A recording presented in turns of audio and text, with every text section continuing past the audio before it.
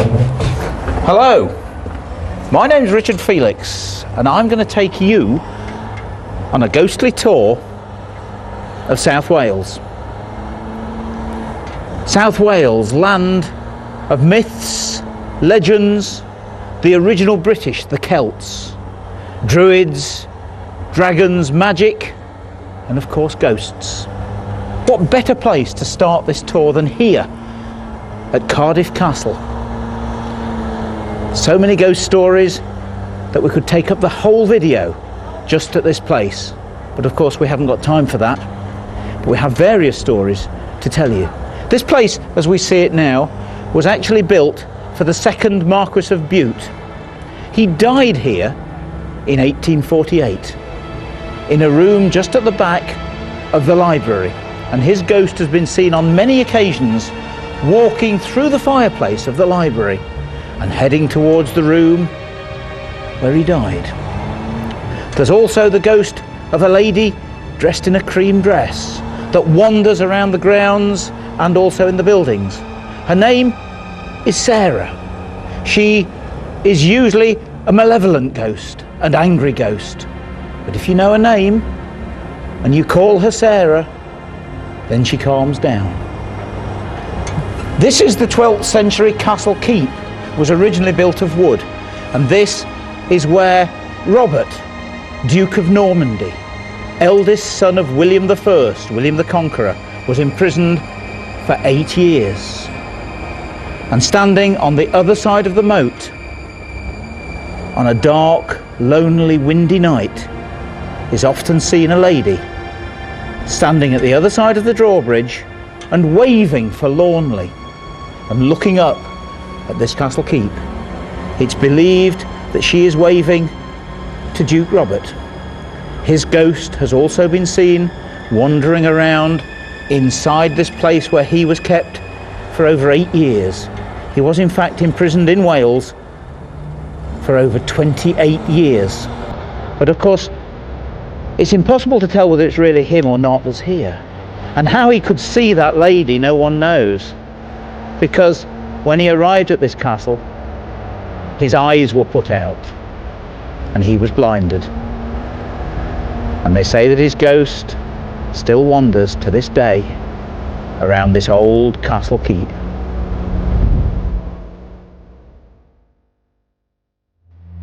I'm standing on the B4233 just outside Monmouth, and here in 1850 was a very serious road accident. But it was a road accident concerning a coach and four. It was thundering down Anchor Hill in a thunderstorm, and the coachman lost it. He managed to get round the first bend, but the second bend here, it went onto two wheels and slewed over and smashed into this wall. 4 horses with legs flailing as the coach tumbled over into the field. There were 5 passengers on board and 3 of them were killed. And legend has it that on dark, stormy nights, when the atmosphere is the same, and sometimes actually on that anniversary, a reconstruction is seen here, a vague reconstruction of a coach thundering down here, hitting the wall, turning over, and when it smashes into tiny pieces of wood, it just disappears completely from view. Now, I've been wandering around looking for the exact spot, and I went up to the top of Anchor Hill to a farmhouse, and the gentleman said, "Where did you get that story from?" And I said, "Oh, well, we looked it up on the internet and it's in various ghost books." And he said, "Well, I know the gentleman that wrote the original story in the 1960s. Took the phone out, dialed the gentleman, and I spoke to him. His name was Stephen Clark, and he told me the whole story exactly as I've just told to you. But I actually got it almost from the horse's mouth."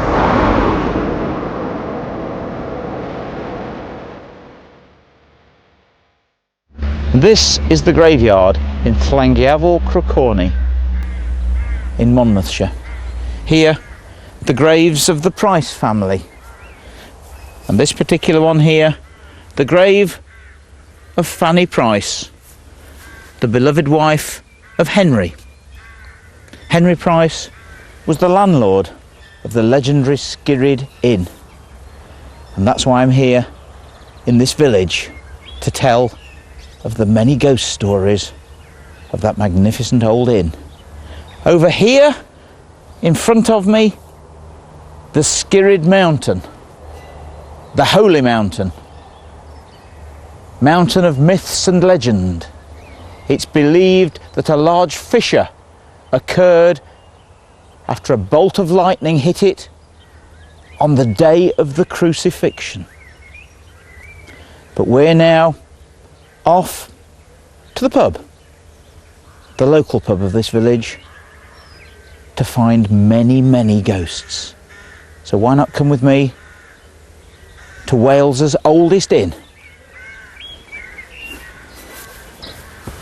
And I've arrived outside the Skirrid Inn. Magnificent old stone Welsh building. Goes back probably to the 12th century. The oldest inn in Wales. And to prove it, it actually says it there. And the sign, of course, up there showing the Holy Mountain, the Skirrid Mountain, with the bolt of lightning causing the fissure on the day of the crucifixion. But I'm going in to this fantastic old inn. It's got an absolute wealth of ghost stories. The beer's excellent, and so is the food. So why not come and join me?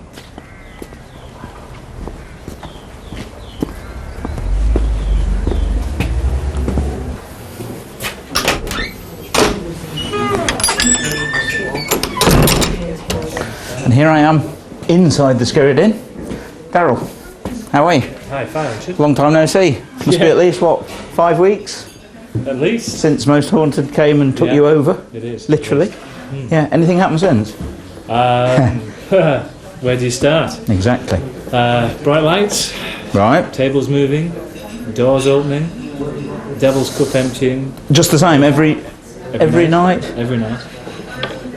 Sometimes more than often. You know. Really? And of course you've just told me that you actually now see the orbs. orbs without a camera. Without any camera at all, I can actually point them out and you can take a photograph and people can actually see them. That is amazing. But having said that, we've had people in who can see them as well. Really? Wow. We had one lady on Friday night who wouldn't even go into the bathroom upstairs. Toilet rolls and rolling, that not sort of unravelling but spinning all night and appearing to be 3 times the size in the morning. And that's not because they've been dipped in the toilet or anything like that? Crikey. And the Devil's Cup, I mean, you that goes back to sort of folklore time, doesn't it? Well, it goes back as far as William Shakespeare, Midsummer Night's Dream. Yeah. You've got Puck, Yeah. the mischievous sprite, but in Wales it's actually spelled slightly different. It's PWCK. Right. So obviously Wordsworth just changed the W to the U, Yeah. where it goes. So And you fill that cup. I know you do. I've seen you do it. Every evening at around about 11:30, fill the cup. Sometimes it's gone down an inch, other times it's gone down to half full. So we fill that cup every night. And it's there above the fireplace now. Yeah. Can we go and have a look? Yeah, sure. Oh, then.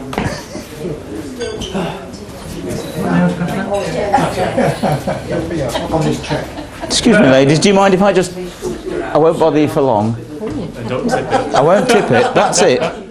And That's now, gone down since go on. last night. Tell me, you filled that. I filled that to the top last night. Right. And that's gone down by what? 2 inches? Yeah, and I've seen you do it when we were here. And I was here next morning, and I've seen it exactly the same as that. So, he had a drink last night, Somebody did, and it wasn't me. and you were the last one. I was the last one in. So you know full well no one else comes in and tips it out, or... 11:30 I filled that last night. So it must be the devil. Not somebody. Smells a bit. Oh yes, yes. Right, can we... I don't know if you can get up that far. Can we have a wander around and have a look at some of the wonders of the building? Including the hanging post, of course, Right. and into the dining room, which you've done up a little bit since we were last We here. have, yeah. We've stripped all the panelling off, which obviously now it looks a lot better. It's been painted over in black paint. Doesn't it just? Strip that off. Yeah. sort of reputably from one of Her Majesty's ships. That's the panelling from Yeah. perhaps the cabin or something like that of what was the ship called? Any ideas? HMS Robinson. Wow, you even... So they say. Yeah. And... No proof to that. No, of course not. But I mean, obviously ghostly goings on in here as well. Yeah, we have plates rolling around the top of the panelling. Yeah. People have been having their Sunday luncheon plates have apparently leapt off onto the floor. Crikey. And one or two people do say that they feel seasick when they're in here. Well, again, it's obviously due to the fact that and of course the presence of either a sea captain or a naval officer has been sort of picked up in here as well. Has been seen, yeah. Yeah. There's also a cat. Really? Yeah. Ship's cat. Ship's cat. A lot of people say, I like your cat. Well, we don't have a cat, so Amazing. strange. Right. And of course you've found a fireplace. Found the original fireplace in the back there. Yeah. Which that's quite exciting when you start pulling away things and finding things like that. Yeah, we never found any treasure or anything like that, which was That's a shame. supposed to be buried up there, but we never found anything like that. Never mind. Unfortunately. But what you have got is treasure. Well, I think you've got treasure through here with this incredible staircase and the hanging beam. So let's go and have a look.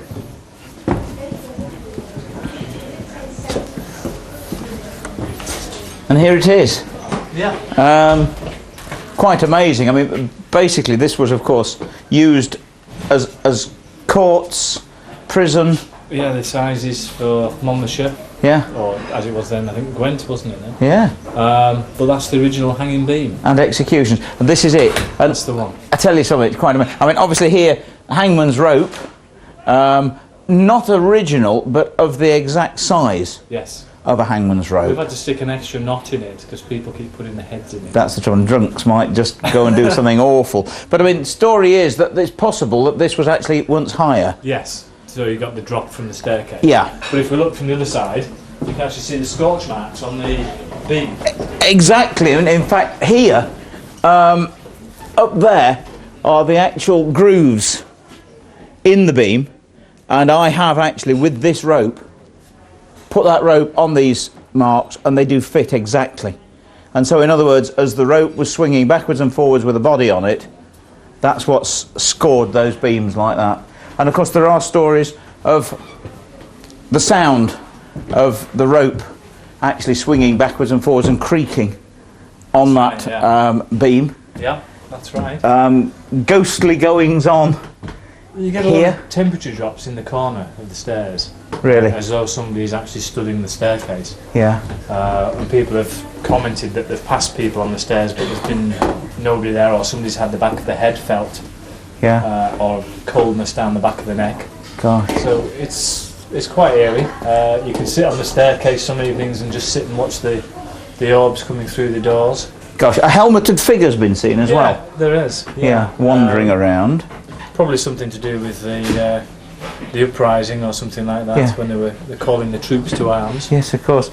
And then onwards up the staircase, and there's the original courtroom. Yeah, there is. Still here. Yeah. Which, of course, you now use as bedrooms. And, of course, are available to the public. Oh, yeah, if they want to stay the night. Or if they dare stay the night. Exactly. Some people have fled in the early hours of the morning. Incredible. Yeah. Fantastic old four-poster bed. And, of course, this is part of the courtroom. This is the actual bit where the trial's This probably... is the actual part where the trial was. The wall probably wasn't there. At the back is probably just a curtain across to make one big room. Yeah. Right through. But this part would be used as the court, and the other part would have been used as the judge's retiring chamber. Yeah, the chambers, withdrawing room. Yeah. And it's reputed, of course, that Judge Jeffreys actually presided over the courts here. Can be mistaken, of course, we're in Monmouthshire. Yeah. And of course it was the Duke of Monmouth's rising. That's right. But of course that was down in Somerset. Yes. But of course they reckon that he actually, for want of a better word, practised here before the risings. Well, apparently 180 people were hung. Here. Yes. That's an awful lot of people, isn't it? It is, yeah. And of course most of them would have been sentenced to actually hang here. Yes. In this room. So they actually went from here and were taken down into the cell. And There's now a bathroom. Yeah, and that through that doorway there is where the prisoners, the condemned, would actually be taken by the guards down here into this little room here and spent their last night. Last night, while everybody else was downstairs in the alehouse having a jolly good time. Amazing, isn't it? Yeah. Now, of course, we're talking rough justice. We're talking of if you were condemned, you would probably be hanged the next day. Yes. Unless it was Sunday. And then you'd actually have an extra day, and that was all. But literally the next day, in here one day, the next morning, 8 o'clock or whatever it was, out through the door, off the staircase, dangling, swinging, choking, writhing, vomiting, taking anything up to a quarter of an hour to die of slow strangulation. Yeah. So there's no wonder that there are so many ghosts. Cut them down and leave them lying on the flag at the bottom Oh of the yeah, stairs. yes, of course. And then cart them out the back door and throw them into a truck and away you went. And away you went, Yeah. buried, often in unconsecrated ground. If you were a murderer, you could well have been gibbeted. That's hung up in a metal cage, or of course publicly dissected, probably at the Shire Hall in Monmouth. Anything rather than giving you a decent burial. Yeah. So that's really, I think, one of the reasons why there's probably so many tormented souls still lingering around the Skirrid. And apparently we've got 2 characters still residing in the courtroom. Oh really? Hovering about. One could be the hanging judge. You just Of don't course, know. yes and indeed. there is probably the hangman. Yeah, Because yeah. they have 2 spirits are seen, one sitting, one standing just behind to one side. Could be the hangman and the judge. Crikey. Can we get round to the doorway, to Yeah, the actual sure. entrance to the condemned cell? Yeah. Alright, let's go and have a look round there. Now, there's also story, of course, of the ghost of a lady that's been seen wandering around the place. And that's believed to be, is that right, Fanny Price? It's a lady called Fanny Price. Yeah. Believed to have died. Well, there are 2 stories. One is that she died of consumption. Yeah. In bedroom number 3, which is a smaller room. Yeah. People have woken up in the morning and felt somebody sat on the end of the bed. That's this one here. This actual bedroom here. Yeah. Bedroom Number 3. number 3. Right. And she died in there. She died. Or somebody died. They believe it was Fanny Price. Right. But there is also a story of a lady who died or perished in the woods, which are called White Lady Woods. Oh yes. Apparently she perished one evening after having a domestic, fled from Llanthony Court, out into the woods, and they found her next morning frozen to a tree. Gosh. Now there is a connection with the Skirrid and Llanthony Court via a tunnel, which has since been passed through by the introduction of the A465. Oh, what a shame. Which cut right through it, and they did actually find it. Really? And quick look, and I think they bricked it up or filled it in. So possibly that lady from here was having a bit of a fling with the guy over at the court, right, using the passageway. Of course, as you would. Got caught and ran from the and perished in the woods. From the house. So there's 2 stories, because one is that it could be Fanny Price that's the same person. And of course, Fanny Price was the wife of the landlord, Henry Price. Yes. And of course, they're all buried in the churchyard. Down in the churchyard, where we've been already, and her ghosts also said to wander the churchyard, and from there so you back can to actually here. drive into the village on a foggy night, and you can see somebody stood in your headlamps, and as you get closer, they just fade and disappear. And that's probably the ghost of Fanny Price. You never know. Condemned cell? Yeah. Right. Has anything happened to you, Darryl, since you've been here? Oh. Because you've not been here very long, have you? No, we've been here since December the 9th. Yeah. The first thing that actually happened was we were showing somebody around as we're doing now. We took them into the courtroom, and he loved the room, loved the bathroom, didn't like the ceiling. Oh yes. The ceiling has been artexed. Correct, I noticed that, yeah. Thing. He did nothing but moan about the ceiling. We came out, not being contemporary to the rest of the building. Yeah. Big chap had to bend down to get through the door. Stood out here. Before this little mirror went on there, we had a vase on there, and the vase leapt off there and landed at our feet. Wow. And he took He was with you? He was with us, and that's the first sighting that we had of anything, mainly because he was moaning about the ceiling. His friend, however, never said a word. But the vase came off the wall, landed at roughly where our feet are now, and he took 3 strides and was down the stairs. And didn't stay? It wasn't very long before he left. He had a brandy before he went to I think he did. Crikey. Yeah, so that was the first one. Yeah. The second one was we've had a £10 note travel the full length of the bar. Yeah. Which, when it got to the end of the bar, it carried on going for 2 or 3 feet and then dropped, but it had change on top of it. But it went off the bar and levitated, continued, and then dropped. You saw that as well, didn't you? That, yeah. Well, not just me, unfortunately. There was 8 other people who witnessed it. Have you taken down their written statements? Well, one of them has done it on camera, I think, hasn't he? Crikey. The other is the cell door, which opens and shuts. Oh yeah, shall we go down and have a look at this? Because this is really quite something. When you think this is obviously, I presume, the original.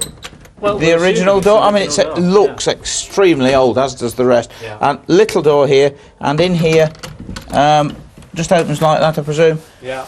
And of course, this is only a tiny part of the actual condemned cell. Yeah. We where now they were use it as a kept. boil house and storeroom, but Yeah. it is on the other side. It's a false wall. It's the other side of the bathroom. Yeah. So the prisoners would have spent the night in there. We bring them out onto the staircase. Over here. Over you go. And over you go. Yeah. And of course, they've heard footsteps on the stairs. As I say, they've heard the noise of the rope. Swinging ropes. Yeah.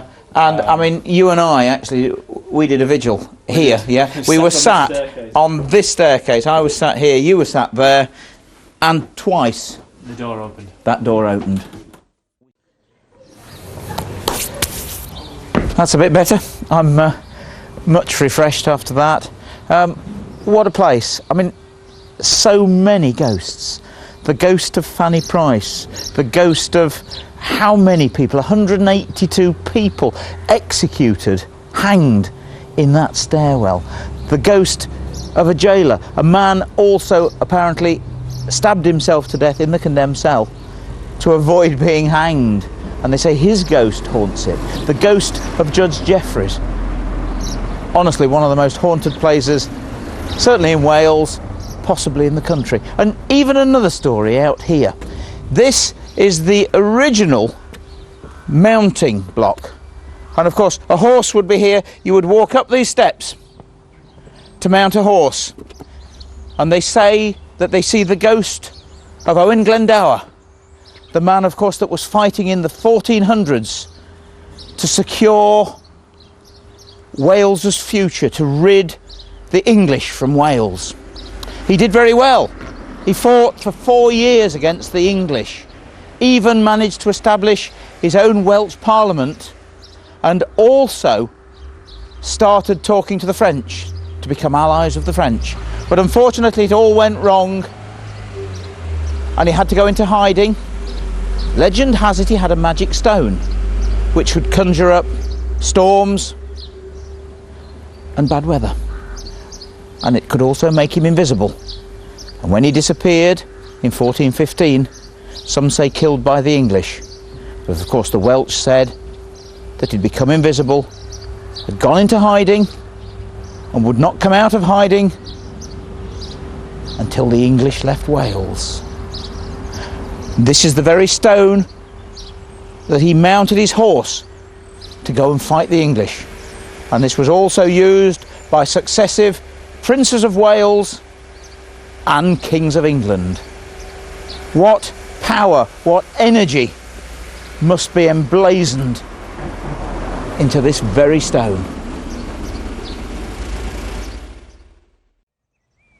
I'm now at Llanthony Major in Glamorgan. This is St Dunot's Castle, a very haunted castle.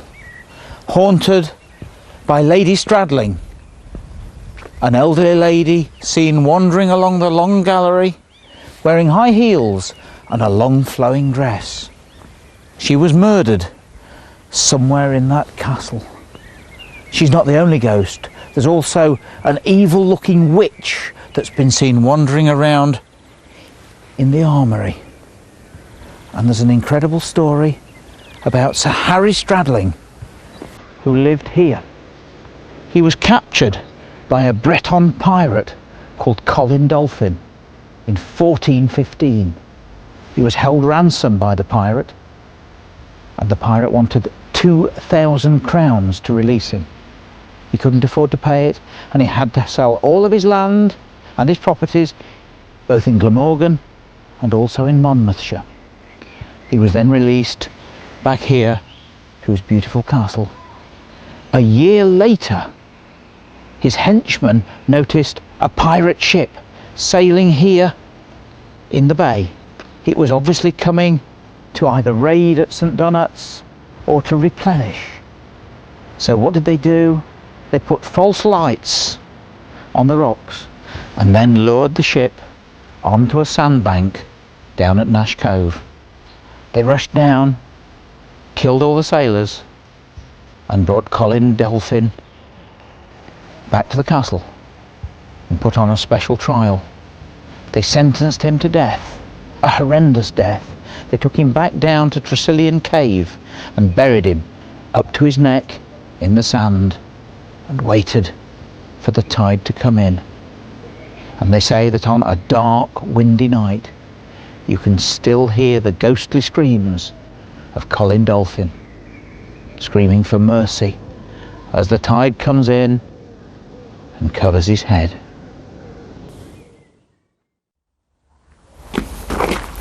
I've just been round the corner to have a word with one of the locals to make sure I know how to pronounce the place. And here I am at Llanthony Manor in Mid Glamorgan, or Caerphilly.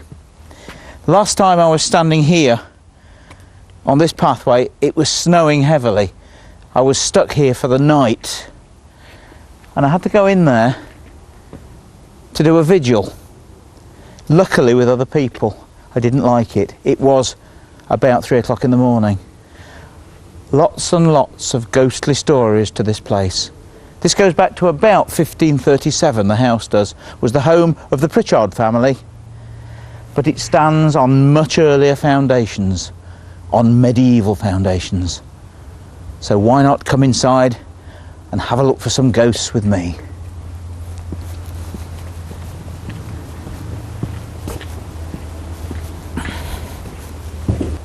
Although nothing actually happened to me on the night, even now I'm filled with trepidation. But anyway, I'm not alone. I've got Enid with me. You, Enid, are a costumed... I'm a costumed interpreter in Llancaich. Oh, right. I see. I've been working here for the past 12 years. So. Really? Now, unfortunately, we couldn't film you in costume. No, sadly. But things have happened to you, apparently, in here? Oh, yes. Ghostly things? Ghostly things, yes. In fact, most of us who work in the house have had different experiences of one kind or another. But I've had a few experiences in the garden and in the manor house. All right. Especially on the top floor. Really? Now, Ed was talking to me earlier, and of course he used to live here. That's right. And he was telling me that nothing actually ever happened to him in the house, but he actually saw a gentleman in Victorian costume with a stovepipe hat in the garden, and it ran straight down to the bottom and went straight through the wall and vanished. Says it didn't frighten him either. This is the strange part about it. A lot of people have talked about this gentleman, a lot of people have actually seen him. Yeah. And no one ever seems to be actually frightened by these sort of things that happen. What can be frightening are noises, sudden noises and really loud noises. But make you jump, in fact. Oh, absolutely. Yeah. But funnily enough, ghosts themselves, when people see them, they're not usually frightened. Not in which is this strange, house. isn't it? Yes. So, can we do a quick tour Absolutely. around the house? Absolutely. I know, having been here already, here's the kitchens, of course, and I know for a fact there's a ghost in here of a girl called Martha. Some people call her Martha, some people call her Matty. Right. But she's been reported as being in this kitchen, and this seems to be her area here. Right. All around this area here. And the main report we've had is that she actually appeared out of the wall. Oh, right. Well, if you can imagine this house has not always looked like this because now we're in a museum. But back in the 1970s, this was a living room. Yeah. So here was this had long been bricked in. It was a modern fireplace, and there was a young man staying here that night, and it was he who saw her actually, and she just seemed to appear through the wall, dressed in clothes which suggest she comes from about 1780, right. 1800s. The way she's dressed, she just drifted to the wall, looked at him, and drifted back. And that is one time when someone really was frightened. Yes. Because he was, well, you imagine, you're fast asleep. Yeah. And all of a sudden you wake up. Something's woken you up, you don't know what. And then all of a sudden someone just appears out of the wall. I mean, Yeah, I would think that is quite frightening, to say the least. Absolutely. Yeah. Staircase, main staircase here is, of course, has ghosties on it. That's right, isn't it? Yes, yes it does. According to what we've been told, there's a little boy on the 6th step up. Really? Well, let's go and have a look this way. Now, correct me, but we've got a stone staircase here, and of course, as we go upstairs, it becomes a wooden staircase. That's right. Now, I have this because they say that there's sounds of children playing on the stairs, and children actually been seen on the stairs, but they say only on the stone part. Only on the stone part. Yeah. I don't know why, I can't explain these things at all, but it is on this part of the stairs that children are heard. I've got a theory, Right. and it's to do with the stone tapes. I think a lot of ghostly sightings are actually recordings from a tragic or traumatic death, and I think that it actually gets recorded into the fabric of the building, and they believe that certain bits of a building, probably stone especially, have certain properties similar to recording tapes. And so in fact, on the anniversary of the death, when the atmosphere is similar or something like that, you actually see it again. But it's very much to do with stone. Look how much stone we've got in this place, of course. Absolutely. And here, of course, the stone stairs, and that's where they're seen. But that's only my theory. I don't know. I've heard other people say this as well and talk about these stone tapes. And I think that you said earlier on that Edward said when he lived here never actually saw anything.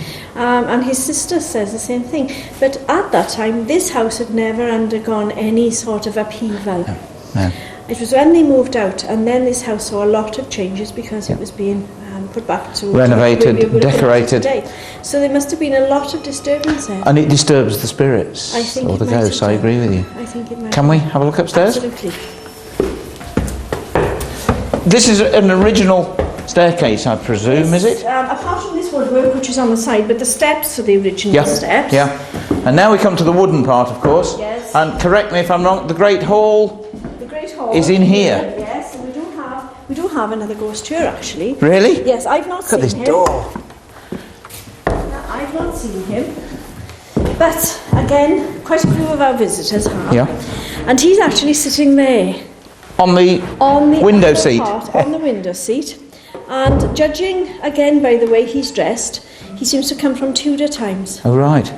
So he must have been a very early visitor to this house, actually. Yeah. The house was built in 1530, Tudor times. Yeah. But he sits there. Right. And, Now, they've also heard footsteps, apparently, wandering around, Oh, yes. padding up and down. And, of course, King Charles I stayed here, I believe, or dined here. He dined here. Yeah. When he was on his way from Cardiff to Brecon, Yeah. then he called here. 5th of August, 1645, yeah. Not long before the end of the Civil War. That's right. He could have been padding up and down this floor for all we know. Well, it might well have been him, I don't know. Probably I don't know. dined here in this room. Well, this is where he probably would have Yeah, dined, yeah. probably, because this is the largest room in the house. So you would have wanted to have Impressed the king. So it would have been the Yeah. largest room. But most of your sightings are up again. Upstairs. Shall we Absolutely. carry on up? Yes. Do you want to go this way? Would you like to go this way? Which is more atmospheric? Bedroom through that way, is it? Or Yes, there's very little. These chambers here, again, they're active. There's something virtually in every room. really? Oh, yes. Well, let's go through that way, shall we? Oh, that's a spooky little place in there, before we go any further. Oh, That one in there. shall we go and have a look? You lead on. Now, this is the steward's room. Yeah. And in the wall there, there's a small A squint. spire hole, a Yeah. squint, that they would have been looking through to make sure that everything was going well. Yeah. And through here, Oh, and a staircase going up there, of course. yes, these mirror staircases are everywhere in my house. There's another one there that leads up into the attic. Right. This room now, what a pleasant little room you might think, and it is, it's quite a pretty room. Yeah. But again, not without its happenings. And this can be seriously cold in this room, so cold that it's actually like walking into a fridge. Really? Here are the stairs that lead up to the attic above. Can I have a look? Now, just before we opened, Yes. Our manager then was called Val Williams, and she noticed that in the attic there was a weed growing behind the window inside in the attic. So she thought, right, better get that from there. So she goes up these stairs, and at the top it's a doorway like this, but it doesn't even have a half door, it's just got a bar across it. She goes up, and she's got a straight skirt on and heels, balances across the floor because it's just an open floor. She'd had to pull the bar back across the door, balances across the floor, pulls up the weed, comes back, and the bar is back in place. Oh gosh, and she was the only one around? She was the only one in the house, actually the only one in the house. And a friend of mine in the early days when we were working here was standing here one day talking to some visitors in the costume that we were wearing. And she was pushed from behind. She was pushed forcibly into the room. The visitors saw her, saw her fall. We can't explain it. But Unseen hands. Unseen hands. Yeah. It's really... Top floor? Top floor. Right. Yes. Another one up there, another staircase going up there. It's full of little nooks and crannies and alcoves and staircases everywhere. Magic of Llanthony. Yes, indeed. Yeah. Absolutely. This stair descends, goes down into the kitchen. Yeah. Here, withdrawing room of, I presume, from the Great Hall. Beautifully panelled. Interest you actually, because on this door is a hex. Look, here's a mark against witchcraft. Oh, on the door. Yes, do you see there? Well, I've never seen that before on any. In old houses where the latches and the hinges often are made of iron. Yes. You find these hex marks, and they're marks against witches. This is the cross of Christ. Yeah. In other words, on the door to stop anything coming through the door. That's right. And you could find them in windows as well. Really? Again, to stop them coming in. Right. So that's something. And is there a way up through that way, or? Oh yes. Oh right. Through the secret panel. This is a spooky little corner because a figure's been seen here by our visitors. Quite a few visitors have seen it. Right, standing there.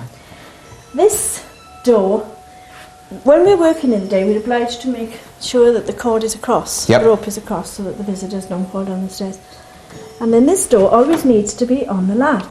Yep. Otherwise, if it isn't on the latch,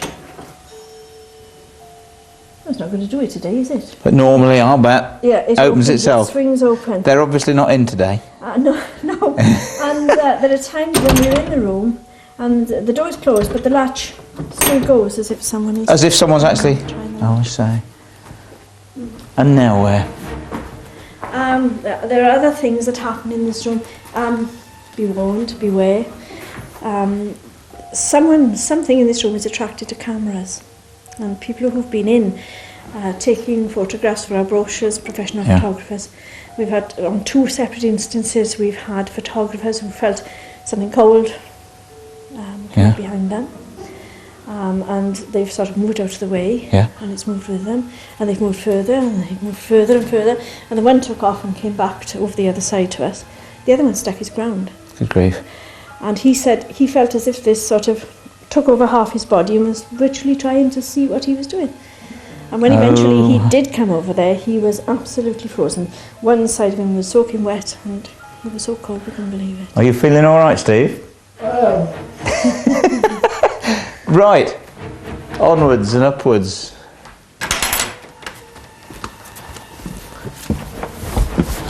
Into the bedroom. Yes. Now, of course, things were picked up here when we were actually on Most Haunted, and Derek actually picked up someone in the bed, actually dying in the bed. And of course, something that was pointed out to me recently, that the reason the beds were so small in those days is because gentry, especially, who could afford beds like that, slept partly sitting up, because the angel of death passing by at night, That's right. if they saw them lying out completely flat, the angel of death would think they were already dead and take them. You'd breathed your last. And that's why they used to sleep sitting up in a bed like this one. Elizabeth I wouldn't go to bed. That's right. That's correct. She sat on a cushion or a chair. That's right, yeah. And then when she did go to bed and she died, everyone thought, well, there's the proof of the pudding there. Absolutely right. But this room is, again, not without its incidents, particularly around this area. Yeah. This wardrobe, and we've got a stool against it now, but these wardrobe doors on occasion have just been flung wide open, as if there's someone in there playing some sort of a prank. I've heard quite a few stories to do with wardrobes for some strange reason, and the doors flying open. And just... Yeah. You honestly would think there's someone in there. And it's happened to Graham. He's here somewhere. Graham, Really? Yes. And it's happened to Graham when he was walking through. Crikey. He thought there was someone in the wardrobe as well. And what's happened to you? Well, I was actually coming down off these steps. Yeah. This, of course, is a modern fire escape that's been put in. Yeah. Yes. And I was actually coming down off the steps when the strings of my apron, it was tugged. Yeah. Now, initially, I thought I must have caught it onto something and snagged Of course you did, it. yeah. But there is nothing there to snag it on, and to be honest, the apron strings are too short to catch on anything. And I'm quite convinced it was pulled. Someone was actually pulling on your apron strings. Yanked the string. Crikey. And the apron... Were you alone at the time? Or? I was, yes. And it was about this time in the afternoon. It was a summer's day. Did it bother you? No, it didn't. No. But other people who've been in this room have had strange things happen. Girls with long hair have had their hair pulled. People with anoraks, parkas on. Yep. The strings have been pulled. Shoelaces have been obviously undone. a fetish for anything. strings. It's like a little child who is... and it could be a little child, of course, couldn't it? Well, this is a sort of a thing that a child would do, is to hide and then to sort of jump out and say, boo, here I am. Amazing. But it isn't a frightening thing at all, is it? No, it's not a frightening house, though, is it? Not in the main. It can be. Oh yes. It was a bit spooky when I was here at 3 o'clock in the morning, with no lights on. So if we go straight through this room. Yeah. Oh, I've forgotten this. Oh, the rocking cradle. Yeah. Yeah, this one. Now, of course, I know for a fact that things happen in here because that rocking cradle has been seen to actually, on its own, be rocking like that. And people have reported seeing that. I'm right, aren't I? And recently, quite recently, Suzanne was here with a party of visitors from Japan. And they were in this part of the room when all of a sudden it just started on its own. Just started to rock on its own. Gosh. Again, sort of trick that a little boy. Absolutely. And your ghostly goings on through here? So this is the most haunted room? This is reputed to be the most haunted room in the house. Yeah. But I personally, I usually feel quite happy in yeah. I don't feel anything here. But apparently there's another lady here who is there, and she's quite young. She's got her hair up on top of her head, is dressed properly. And another thing that happened to both myself and a colleague called Carol Vaughan Williams, who used to work in Llanthony in the early days when we opened first of all. A February night, and it was late in the night. We'd been downstairs having a bit of a bank with the staff, and it was 10 o'clock, and there was a nitress on this bed that was a 17th century nitress that I had decided to wash. Yep. But I'd forgotten it in the day when I was working here, so in the night I decided to come back up for it. Yes. So we left the safety of the downstairs where the lights were on, no lights on at all up here, no lights in the car park, no lights on the road, because as I say, it was the early days. And by the time we got onto this corridor, it was so dark that virtually we were feeling our way along the walls. So we didn't come in this way, we came in this way. Through the curtain? Yeah, there wasn't a curtain there then. I see. So we came in through this doorway, one hanging onto the other by now. Yes. Reached the bed, and as I put down my hand to pick up the nitrous, we were just about to see the outline of the bed. In the darkness, something passed the both of us. We heard the rustle of a taffeta skirt, and there was this coldness and this feeling. We could feel a sort of, not a breeze, but I don't know what you can call it. It was frightening, that was, because we were in the dark and not expecting it. You didn't see anything, but you heard it. But felt it. And felt it. I came back the next day to try to reconstruct, because I couldn't believe it. No, it didn't happen again. No. And I couldn't reconstruct. I couldn't reconstruct the noise. I couldn't reconstruct any part of it. So it was a real ghost. Well, we are convinced, Carol and I. I mean, Carol doesn't work here anymore. But we know what we heard that night. Exactly. And other times since, people have reported heard this skirt. rustle of the skirt in the room, you know. Well, we've reached the top floor. We've reached the end of the journey. And thank you ever so much for your stories. You're very That has been welcome. amazing. And really and truly, it seems to be a very haunted place. This is an exceptional house. You're right. Yeah. Definitely. Yeah. Ghosts and spirits everywhere. But it's a very friendly house, a welcoming house. That's lovely. Very well. Enid, thanks very much indeed. pleasure. Thank you. My pleasure.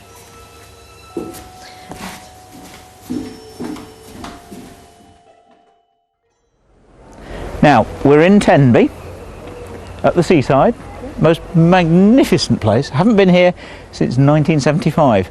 Strangely enough, the year that Marion Davis also came to Tenby. That's right. And you're here to tell me some ghostly stories because you do ghost walks. Indeed. So, anything juicy for us? Anything interesting? Well, I think probably one of the most common stories, and I find it recurs time and time again, is the story of the corpse candle, which Right. is basically an omen of death. And I mean, there are all sorts of omens of death around Wales. There was the Tolaeth, which was the voice of death, or the knocking sound. Yes. Cyharaeth, which was a moaning, groaning banshee. The Deryn, of course, was the bird of death, and it could really be any bird, really. But the Canwyll corph, the corpse candle, I think has been seen so many times around here. And one particular story relates to a school teacher who apparently was in lodgings just outside Tenby. And one night she awoke, saw the corpse candle in her room, screamed, brought the whole household running to her aid.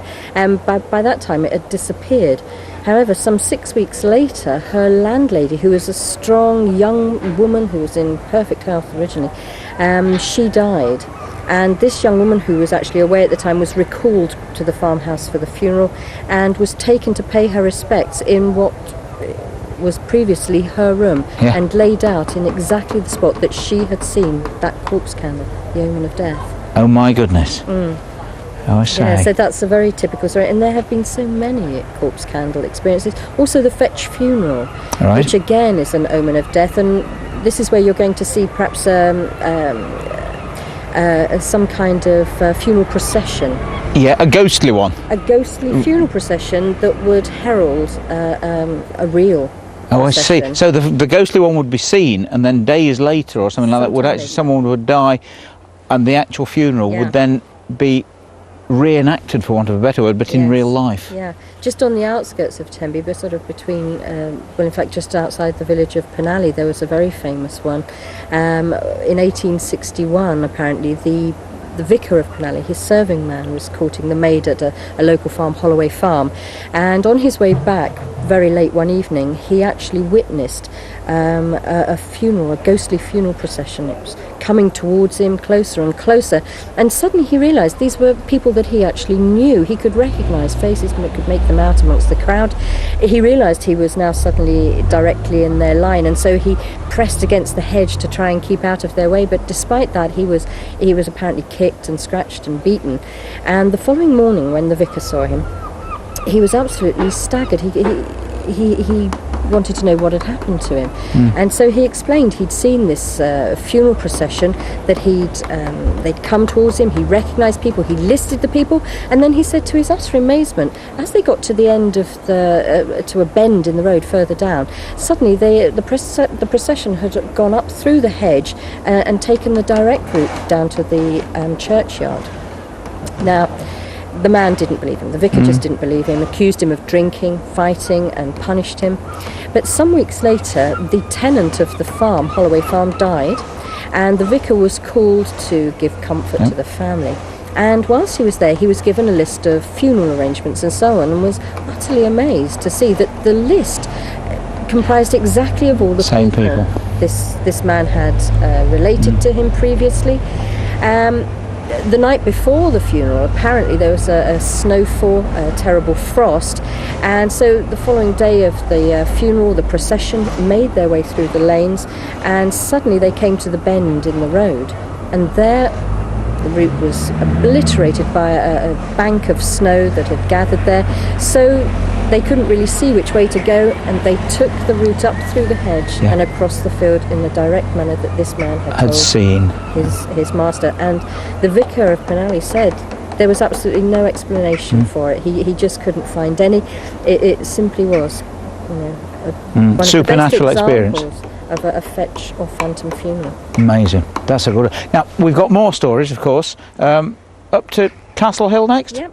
Okay, shall we go? Yep. You lead on, because I don't know the way. So Marion, we're actually now on Castle Hill. Yep. All that's left basically is that piece of castle up there. Well, there is a gatehouse further down the hill, and there are little bits of wall, but on the top of the Castle Hill, that's the main bit. thing, really. Yeah. Now behind us here is St Catherine's Island. Yep. That it looks so much like Alcatraz, you wouldn't believe it. I mean, it's not a prison, is it, up there? No, it was a fort. It was part of the defences of this area, particularly in view of the fact we had Milford Haven and Pembroke Dock, which were naval dockyards.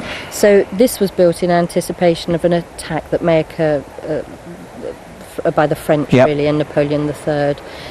It's at the same time as this was being built, things like the Martello Towers and so on around the coast, and other defences. Yeah. Now we have, of course, a ghostly story to do with the island and the area around here, of course.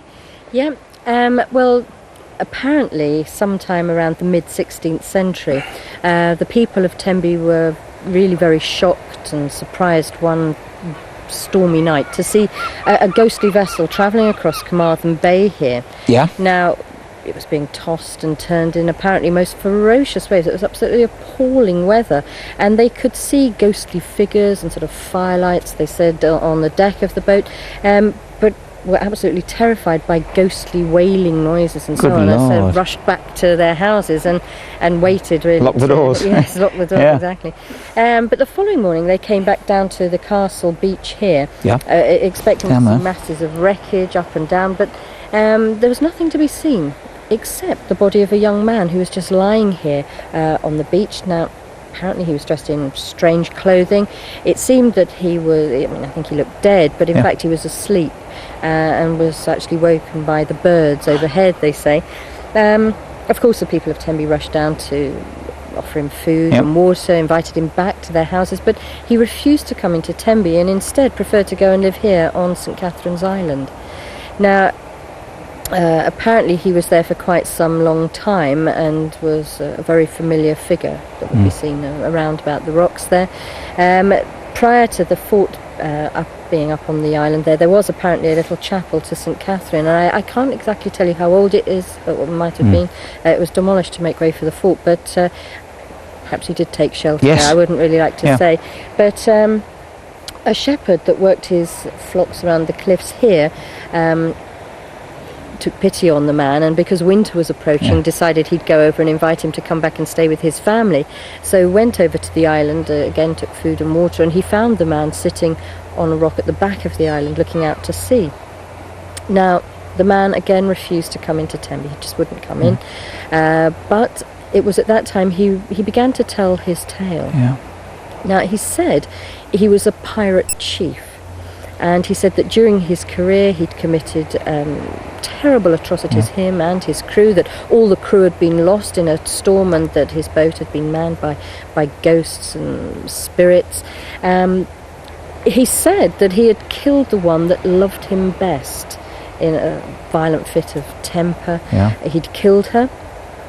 But he said since that time, sea maidens had come to him at night here on the island and told him that she had forgiven him and that she was now at rest. Now, during the course of relating this story, suddenly he leapt up, pointed to some waves that were rolling on towards the island, and said to this shepherd, look, there she is, upon the billow's crest, upon the wave. And with that, he threw himself into the water here, just below the island, and was drowned. As I say, today's a lovely day here. The sea is calm. Very tranquil. I can tell you, in the winter it is wild. Horrendous waves, really very dangerous, just around the island, and there was nothing that could be done. No to chance save to get him out. No, and since then, no sightings have been made of him, but the people of Tenby, it said, those that became acquainted then with his story through the shepherd, hoped that he'd found his rest at last, that he was at peace. with himself after all the terrible crimes he'd committed.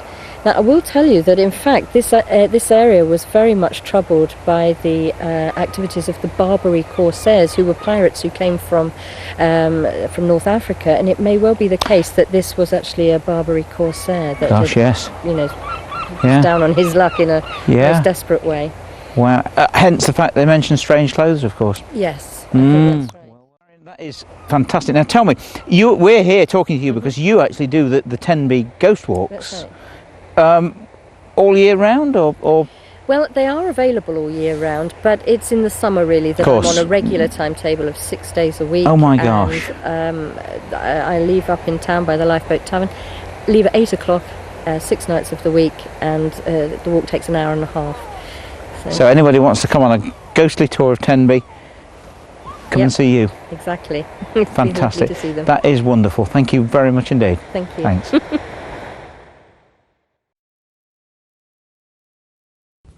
Hello, my name's Richard Felix, and I'm here at my base at the Old County Jail in the centre of Derby. This place over the last 150 years has been a place of terror, torment, and of course death. And that's one of the reasons why this place is as haunted as it is.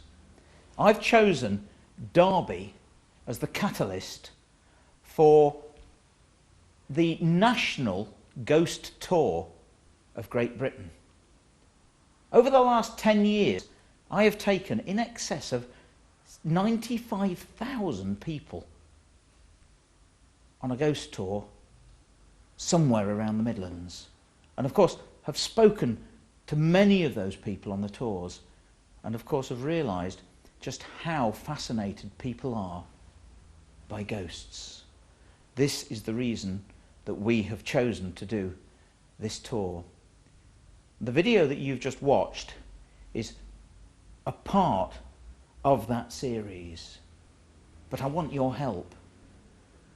If you have a ghost story, then please either email me or write to me at the address that you'll see at the end of this video. Of course, you must remember that after speaking to so many people, I think I have an ability to be able to see through some of the stories, to be able to differentiate between a story that is true or a story that's made up. And of course, you must remember that 8 out of 10 ghost stories can be explained, but it's the other 2 that you've got to worry about. I hope you've enjoyed the video. Do sleep well, and don't have nightmares.